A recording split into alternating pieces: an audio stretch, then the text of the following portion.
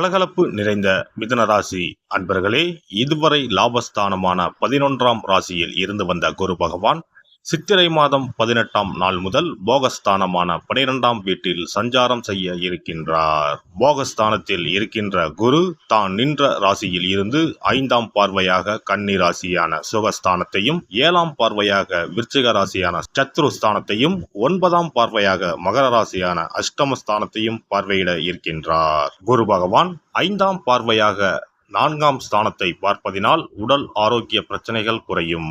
புதிய வீடு மற்றும் மனை வாங்குவது சார்ந்த எண்ணங்கள் கைகூடி வரும். சொகுசு வாகனங்களை வாங்கி மகிழ்வீர்கள். பயணம் சார்ந்த எண்ணங்கள் சாதகமாக அமையும். உறவினர்களின் வழியில் சுப செய்திகளும் மகிழ்ச்சியான தருணங்களும் ஏற்படும். குரு பகவான் 7ஆம் பார்வையாக 6ஆம் ஸ்தானத்தை பார்ப்பதினால் எதிராக இருந்தவர்கள் பற்றிய புரிதல்கள் ஏற்படும். செயல்பாடுகளில் துரிதம் உண்டாகும். கால்நடை பணிகளில் ஒருவிதமான ஈர்ப்புகள் ஏற்படும். எதிர்பார்த்த சில உதவிகள் சாதகமாக அமையும். உடன் இருப்பவர்களின் தனிப்பட்ட விஷயங்களில் தலையிடுவதை குறைத்துக் கொள்ளவும். கடன் சார்ந்த விஷயங்களில் சிந்தித்து முடிவெடுப்பது நல்லது. குரு 9ஆம் பார்வையாக 8ஆம் ஸ்தானத்தை பார்ப்பதினால் சிந்தனைகளில் சற்று கவனம் வேண்டும்.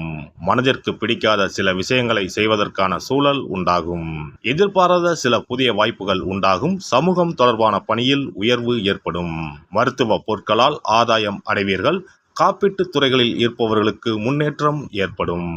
குரு பகவான் விரயஸ்தானத்தில் நிற்பதால் எதிர்பாராத சில செலவுகளால் நெருக்கடிகள் உண்டாகும். சுபகாரிய விஷயங்களில் பொறுமை வேண்டும். கணவன் மனைவிக்கு இடையே வாக்குவாதங்கள் ஏற்பட்டு நீங்கும். வியாபாரம் நிமித்தமான வளர்ச்சிகள் அதிகரிக்கும். சகோதரர்களின் வழியில் அனுசரித்து செல்லவும். மனதில் நினைத்த பணிகளை முடிப்பதில் புதிய அனுபவம் கிடைக்கும். அரசு காரியங்களில் எதிர்பார்த்த சில பணிகள் தாமதத்திற்கு பின்பு நிறைவேறும். உடல் ஆரோக்கியத்தில் ஏற்ற இறக்கமான சூழல் ஏற்படும். குரு பகவான் கிருத்திகை நட்சத்திரத்தில் சஞ்சரிக்கும் போது நினைத்த பணிகளை செய்து முடிப்பதில் அலைச்சல்கள் ஏற்படும்.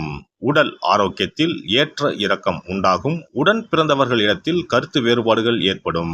வியாபாரத்தில் முதலீடு தொடர்பான விஷயங்களில் சற்று கவனத்தோடு இருப்பது நல்லது. உத்தியோகத்தில் திருப்தியற்ற சூழல் உண்டாகும்.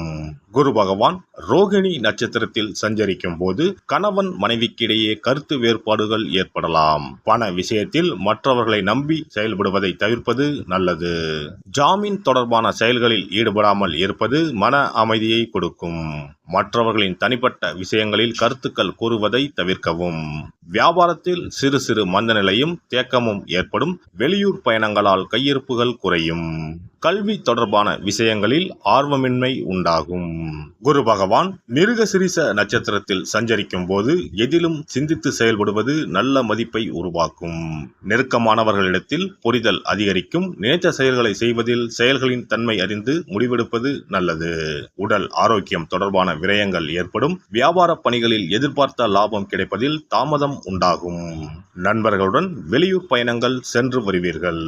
குரு பகவானின் வக்கரகால சஞ்சாரத்தின் போது வரவுகளில் இருந்து வந்த நெருக்கடிகள் குறையும். சுபகாரிய எண்ணங்கள் கைகூடி வரும். மனதிற்கு விருப்பமான செயல்களை செய்து முடிப்பீர்கள். வியாபாரத்தில் இருந்து வந்த முடக்க நிலையில் சில மாற்றங்கள் உண்டாகும். இறை சார்ந்த பயணங்கள் மேற்கொள்வதற்கான சூழல் உண்டாகும். இந்த குரு பெயர்ச்சியால் பெண்களுக்கு உண்டாகும் பலன்கள்: நெருக்கமானவர்களின் தேவைகளுக்காக கடன் வாங்குவதை குறைக்கவும். அலட்சியமின்றி செயல்படுவது காரிய அனுகூலத்தை ஏற்படுத்தும். நீண்ட நாள் இழுபறியாக இருந்து வந்த சில வரவுகள் கிடைக்கும். தடைப்பட்ட காரியம் விரைவில் நடைபெறும். சில அனுபவத்தின் மூலம் மனதளவில் மாற்றம் ஏற்படும். தாய் வழியில் அனுசரித்து செல்லவும். குறித்த நேரத்திற்குள் பணிகளை முடிப்பது பல சிக்கல்களை தவிர்க்கும். எதிர்பாலின மக்களுடன் பழக்க வழக்கத்தை குறைத்துக் கொள்ளவும். மாணவர்கள் கல்வியில் சற்று கவனத்தோடு இருப்பது நல்ல மதிப்பெண்களை பெற வழிவகுக்கும். நண்பர்களின் தன்மை அறிந்து நட்புகளை தேர்ந்தெடுக்கவும். விளையாட்டு விஷயங்களில் எதிர்பார்த்த முடிவு கிடைக்கும். அரசு சார்ந்த சில உதவிகள் கிடைப்பதில் தாமதம் ஏற்படும். வெளிநாடு சென்று படிப்பது தொடர்பான எண்ணங்கள் சிலருக்கு கைகூடி வரும்.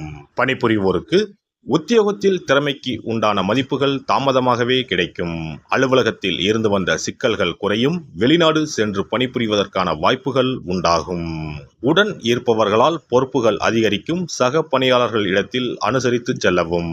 இடமாற்றம் சார்ந்த எண்ணங்கள் கைகூடி வரும். வியாபாரிகளுக்கு வியாபாரத்தில் கிடைக்கும் சிறு வாய்ப்புகளை பயன்படுத்திக் கொள்வது உயர்வை உருவாக்கும். கூட்டாளிகள் இடத்தில் சூழ்நிலை அறிந்து கருத்துக்களை பகிர்ந்து கொள்ளவும். வியாபாரத்தில் இருந்து வந்த மந்த நிலைகள் மாறும். புதிய முதலீடுகளில் சிந்தித்து செயல்படுவது நல்லது. எதிர்பாராத சில பயணங்களால் அலைச்சல்கள் ஏற்படும். உறவினர்களின் வழியில் எதிர்பார்த்த சில உதவிகள் கிடைக்கும். நம்பிக்கையானவர்கள் பற்றிய புரிதல் அதிகரிக்கும். வழக்கு தொடர்பான விஷயங்களில் பொறுமையோடு செயல்படவும்.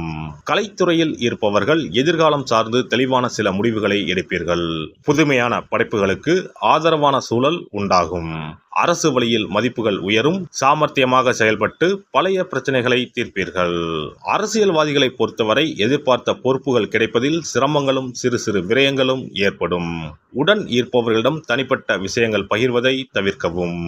நடைபெற இருக்கின்ற குரு பெயர்ச்சியால் பயணங்களால் அனுகூலங்களும் எதிர்பார்த்த சில உதவிகளும் பல நாள் பிரச்சனைகளுக்கு தீர்வுகளும் ஏற்படும். உடன் இருப்பவர்களின் தனிப்பட்ட விஷயங்களில் கருத்துக்கள் கூறுவதையும் அதிக உரிமை கொள்வதையும் குறைத்துக் கொள்வது நல்லது. செவ்வாய் கிழமைகளில் வராகி அம்மனுக்கு நெய் தீபம் ஏற்றி வணங்கி வர காரிய அனுகூலமும் வெற்றியும் கிடைக்கும். இந்த குரு பெயர்ச்சியை பொறுத்தவரை மிதுனராசி அன்பர்களுக்கு திட்டமிட்டு செயல்பட்டால் நெருக்கடிகள் குறையும். அதே சமயம் மன நிம்மதியும் ஏற்படும். குரு பெயர்ச்சிக்கான சிறப்பு பரிகாரம். வியாழக்கிழமை விரதம் இருக்கும் முறை. வியாழக்கிழமை அன்று அதிகாலையில் எழுந்து குளித்து மஞ்சள் நிற ஆடை அணிந்து விரதம் இருக்க வேண்டும். அருகிலுள்ள கோவிலின் நவகிரக சன்னதிக்கு சென்று குரு பகவானுக்கு சந்தனம், மஞ்சள் போன்றவற்றை கொண்டு அபிஷேகம் செய்ய வேண்டும். பிறகு குங்குமப்பூ கலந்த பசும்பாலை கொண்டு குரு பகவானுக்கு அபிஷேகம் செய்து வழிபட வேண்டும்.